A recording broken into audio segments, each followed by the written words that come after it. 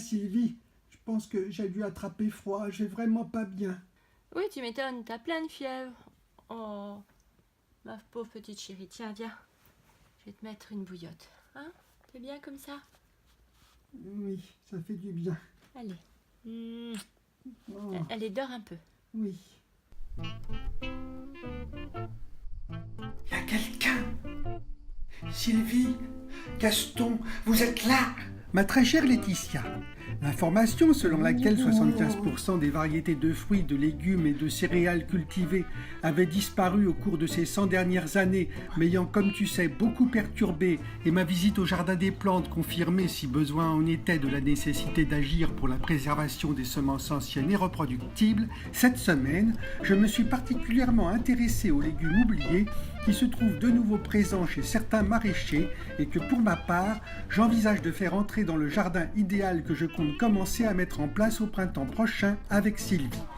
C'est donc dans cette optique que ce dimanche, je me suis rendu au marché bio du boulevard Raspail, où bon nombre de variétés légumières, de la famille des apiacées, des cucurbitacées, des brassicacées, des alamiacées ou encore des astéracées étaient présents sur les étals.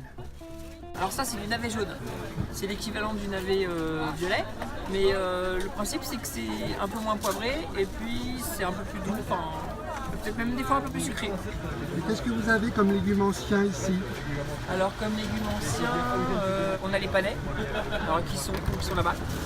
Alors qu'il ne faut pas confondre avec le persil tubéreux, qui est un peu la même chose, ça ressemble beaucoup, sauf que y a quelques différences au niveau du tronc, c'est pas de la base, c'est pas creusé et c'est plus vert.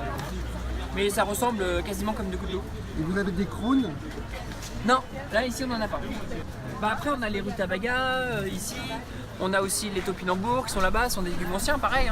Par contre les topinambours ils n'ont pas bonne réputation parce que les gens les ont mangés pendant la guerre. Alors que c'est un très bon produit. Ça peut se mélanger avec des pommes de terre et du coup c'est excellent. Après on a aussi ce dont on ne parle pas forcément, mais il y a des catégories de courges. Et alors c'est amusant, c'est ça. Aujourd'hui on n'en a pas, mais parfois ça arrive. Donc l'agriculteur il se gourre et que vous avez par exemple le potimarron qui se trouve ici et qu'il a été planté pas trop loin d'un potiron comme là.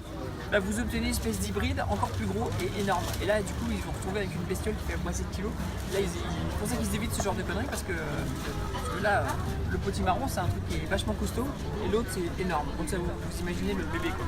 Tous ces légumes ayant été écartés de la sélection faite par les grands groupes céréaliers qui, pour des raisons esthétiques et de rentabilité industrielle, se sont focalisés sur un nombre réduit de variétés, ils réapparaissent aujourd'hui grâce à des paysans qui ont choisi de les cultiver.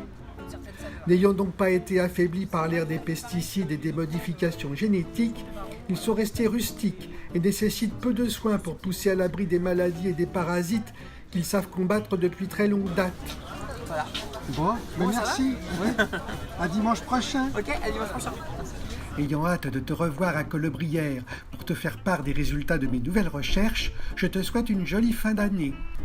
Ton amie Marceline, de la famille des Solanacées.